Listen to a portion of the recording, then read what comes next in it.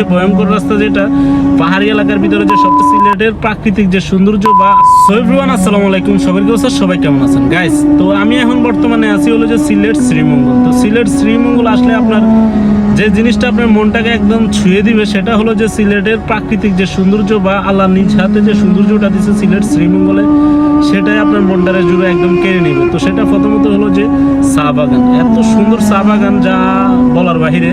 যদি আপনি নিজ চোখে না দেখেন তাহলে বিশ্বাসই করতে পারবেন না। ইভেন আজকে আরেকটা জিনিস দেখাবো, সেটা হলো যে শ্রীমঙ্গলের সবচেয়ে ভয়ঙ্কর রাস্তা, যেটা পাহাড়ি এলাকার ভিতরে যে সবচেয়ে ভয়ঙ্কর রাস্তা, যেটা সেটাও দেখাবো আজকের এই ভিডিওতে। সবাই ভিডিওটা দেখতে থাকুন, আশা করি ভালো লাগবে। চলেন লেটস গো।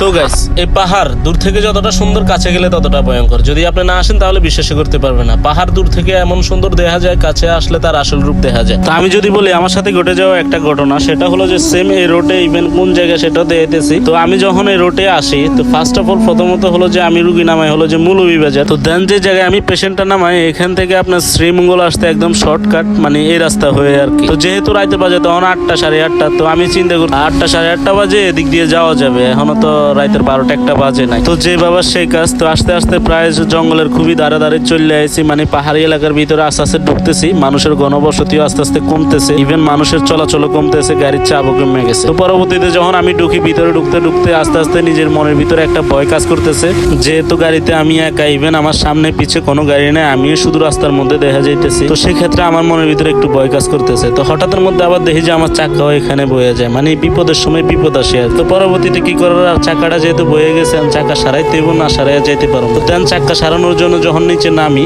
তখন কিছু আউট সানগুলো আমাকে একটু মানে কনফিউশনে ফালাই দিছে আর কি।